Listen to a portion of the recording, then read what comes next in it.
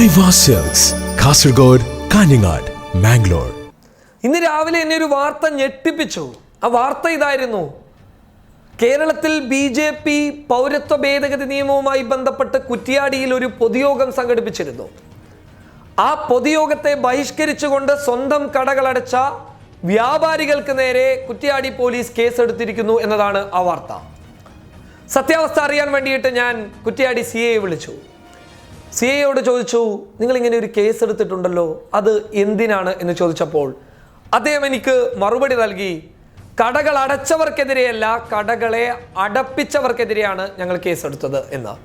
ഞാൻ തിരിച്ചു ചോദിച്ചു, അങ്ങനെ ആരെങ്കിലും ഒരു പരാതി നൽകിയിട്ടുണ്ടോ? ഏതെങ്കിലും ഒരു വ്യാപാര സ്ഥാപനത്തിലെ ഏതെങ്കിലും ഒരു വ്യാപാരി നിങ്ങൾക്ക് പരാതി നൽകിയിട്ടുണ്ടോ എന്ന് ചോദിച്ചപ്പോൾ അദ്ദേഹം പറഞ്ഞു, പരാതിയൊന്നും നൽകിയിട്ടില്ല, മറിച്ച് ഞങ്ങൾക്ക് ബോധ്യപ്പെട്ട കാര്യമായതിനാലാണ് ഞങ്ങൾ അവർക്കെതിരെ കേസെടുത്തിരിക്കുന്നത് എന്ന്. ഞാൻ ചോദിച്ചു, ഏത് വകുപ്പ് പ്രകാരമാണ് നിങ്ങൾ കേസെടുത്തിരിക്കുന്നത്? അദ്ദേഹം തിരിച്ചു പറഞ്ഞു, 153 പ്രകാരമാണ് ഈ കടകളെ അടപ്പിച്ചവർക്ക്, പോലീസ് പറയുന്ന ഇവർക്കെതിരെ കേസെടുത്തിരിക്കുന്നത് 153 പ്രകാരമാണ് എന്ന്.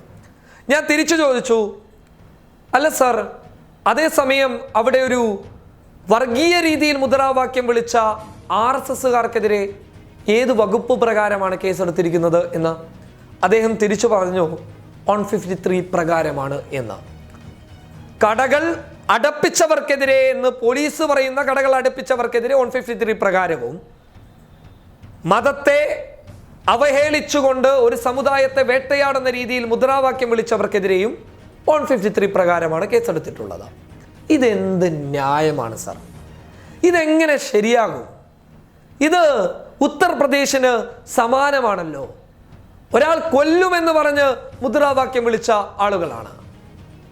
എന്നാൽ മറ്റൊരാൾ എന്ന് പറയുന്നതോ, അവർ അവരുടെ പ്രതിഷേധം അറിയിച്ച് കടകൾ അടച്ചവരാണ്, നിങ്ങൾ അടപ്പിച്ചവരാണ് എന്ന് പറയുന്നവർ. അവർക്കെതിരെയും ഇവർക്കെതിരെയും ഒരേ വകുപ്പ് പ്രകാരം കേസെടുക്കുന്നു എന്ന് പറയുന്നത് എങ്ങനെ ശരിയാകും? എന്താണ് ഈ 153? കലാബാഹ്വാനത്തോടു കൂടി എന്തെങ്കിലും ഒരു പ്രകടനമോ പ്രതിഷേധങ്ങളോ നടത്തുക എന്നുള്ളത്, അല്ലെങ്കിൽ ആ രീതിയിൽ സംസാരിക്കുക എന്നുള്ളതിനും പോലീസ് മുന്നിൽ വെച്ച് കൊടുക്കുന്ന ഒരു വകുപ്പാണ് 153. പക്ഷേ അത് ഈ കടകൾ അടച്ചവർക്കെതിരെ എന്തിനാണ് ചുമത്തിയത് എന്നുള്ളത് ഞങ്ങൾക്കറിയില്ല. ഇനി അടപ്പിച്ചവർക്കെതിരെയും ഈ വകുപ്പ് ചുമത്തേണ്ട ആവശ്യം എന്താണ് എന്നുള്ളത് ഞങ്ങൾക്കറിയില്ല. അത് പോലീസ് തീരുമാനിച്ചോളട്ടെ. പക്ഷേ അവരും ഈ വർഗീയ മുദ്രാവാക്യം വിളിച്ചവരും ഒന്നല്ല എന്ന് പ്രിയപ്പെട്ട കുറ്റ്യാടി പോലീസ് തിരിച്ചറിയണം. അത് തിരിച്ചറിയാൻ അധികമൊന്നും വിവേകം വേണമെന്ന് ഞങ്ങൾക്ക് തോന്നുന്നില്ല. അവർക്കെതിരെ, അതായത് ആ വർഗീയ മുദ്രാവാക്യം വിളിച്ച RSSകാർക്കെതിരെ ചുമത്തേണ്ട കേസ് അല്ലെങ്കിൽ വകുപ്പ് ഈ 153 അല്ല സർ. 153 എന്ന് പറയുന്നത് കലാബാഹ്വാനത്തോടു കൂടി അത് എന്തുമാകാം. പക്ഷേ ഇവിടെ അതല്ല. ഇവിടെ നടന്നിരിക്കുന്നത് ഒരു മതത്തിന്റെ പേരിലുള്ള വേട്ടയാടലാണ്. ഗുജറാത്ത് ഓർമ്മയില്ലേ, പള്ളി തച്ചു തകർക്കും എന്ന് പറയുന്നത് ഒരു മതത്തെ വേട്ടയാടുന്നതിന് തുല്യമാണ്. അവിടെ 153 അല്ല സാർ വരുന്നത്. അവിടെ വരേണ്ടത് 153A ആണ്. 153 എന്ന് പറയുന്നത് അത് സ്റ്റേഷനിൽ നിന്ന് പോലീസിന് ജാമ്യം കൊടുക്കാൻ പറ്റുന്ന ഒരു കാര്യമാണ്. പിന്നീട് കോടതിയിൽ നിന്ന് ജാമ്യം എടുത്താൽ മതി. പക്ഷേ 153A എന്ന് പറയുന്നത് ഒന്നെങ്കിൽ ഇവർ മുൻകൂർ ജാമ്യത്തിന് പോകണം, അല്ല എന്നുണ്ടെങ്കിൽ ഇവരെ പോലീസ് പിടിച്ച് അകത്താക്കി ഒരു റിമാൻഡ് അകത്ത് കിടത്തണം. അതായത് 14 ദിവസം ഈ മുദ്രാവാക്യം വിളിച്ചവരെ അകത്ത് കിടത്തണം എന്നുള്ളതിനുള്ള സാധ്യതകളുള്ള ഒരു ദൃശ്യം നിങ്ങളുടെ മുൻപിലുണ്ടാകുമ്പോൾ നിങ്ങൾ ചുമത്തേണ്ടത് 153A ആണ്. എന്താണ് ഈ 153A? മതം, വംശം, ജനനസ്ഥലം, താമസസ്ഥലം, ഭാഷ, ജാതി, സമൂഹം അല്ലെങ്കിൽ മറ്റേതെങ്കിലും കാരണങ്ങളാൽ സംസാരിച്ചതോ എഴുതിയതോ അടയാളങ്ങളോ ദൃശ്യമായ പ്രാതിനിധ്യങ്ങളോ അല്ലെങ്കിൽ മറ്റേതെങ്കിലും തരത്തിൽ പ്രോത്സാഹിപ്പിക്കുകയോ ചെയ്യുക. ഇത് ഈ ദൃശ്യത്തിലുണ്ട്. അധികമൊന്നും വേണ്ട 153A ചുമത്താൻ. വ്യത്യസ്ത മതവംശീയ ഭാഷ അല്ലെങ്കിൽ പ്രാദേശിക ഗ്രൂപ്പുകൾ, ജാതികൾ അല്ലെങ്കിൽ സമുദായങ്ങൾ തമ്മിലുള്ള ശത്രുത, വിദ്വേഷം പ്രോത്സാഹിപ്പിക്കുക. അത് ഈ മുദ്രാവാക്യങ്ങളിലില്ലേ? ഈ പ്രകടനത്തിൽ നിങ്ങൾ അത് കണ്ടില്ലേ? അപ്പോൾ ഇവർക്കെതിരെ ചുമത്തേണ്ടത് ജാമ്യമില്ലാ വകുപ്പ് പ്രകാരമുള്ള ഒരു വകുപ്പ് ഉപയോഗിച്ചുകൊണ്ടാണ്, 153A ഉപയോഗിച്ചുകൊണ്ടാണ് ഈ മുദ്രാവാക്യം വിളിച്ചവർക്കെതിരെ നിങ്ങൾ കേസെടുക്കേണ്ടത്. അല്ലാതെ കടകളെ അടപ്പിച്ചവരെയും ഇവരെയും നിങ്ങൾ തുല്യമായി കാണുന്നത് എങ്ങനെയാണ് സാർ? ഞങ്ങള് കേരളം എല്ലാത്തിലും മുൻപിലാണ് എന്ന് പറയുമ്പോൾ അതിൽ നിങ്ങളെയും കൂടി ഉൾക്കൊള്ളിച്ചുകൊണ്ടാണ് ഞങ്ങൾ പറയുന്നത്. മറ്റ് സംസ്ഥാനങ്ങൾക്ക് മുന്നിൽ ഞങ്ങൾ എല്ലാത്തിലും ഒന്നിലാണ്,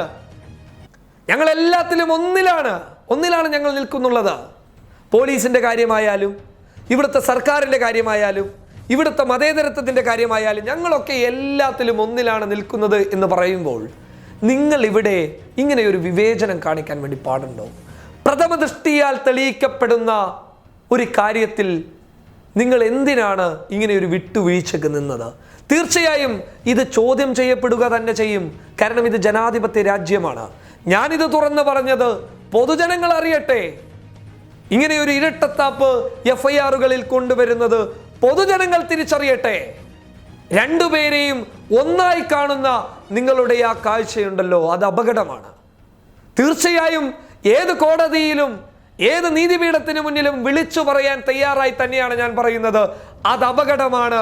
അത് നിങ്ങൾ ഞങ്ങളുടെ കൊച്ചു കേരളത്തിൽ ആ കാഴ്ചയുമായി മുന്നോട്ട് പോകരുത്.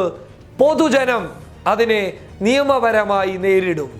കാരണം രണ്ടുപേരും ഒന്നല്ല. കടകൾ അടച്ചവരും വർഗീയ മുദ്രാവാക്യം വിളിച്ചവരും ഒന്നല്ല എന്ന് നിങ്ങൾ തിരിച്ചറിയുക. വേണ്ട രീതിയിൽ CN പറഞ്ഞ കാര്യം എന്ന് പറയുന്നത് അന്വേഷണത്തിലൂടെ ഞങ്ങൾ മറ്റുള്ള വകുപ്പുകൾ ചേർക്കുമെന്നുള്ളതാണ്. പ്രഥമ ദൃഷ്ടിയാൽ തെളിയിക്കപ്പെടുന്ന ഒരു കാര്യത്തിൽ എന്തിനാണ് സാർ അന്വേഷണം? ആരെയാണ് സാർ നിങ്ങൾ തൃപ്തിപ്പെടുത്തുന്നത്? ശരിയായ ദിശയിലല്ല ഈ പോക്ക്. സൂചിപ്പിക്കുന്നു ന്യൂസ് ഡെസ്ക് പബ്ലിക് കേരള.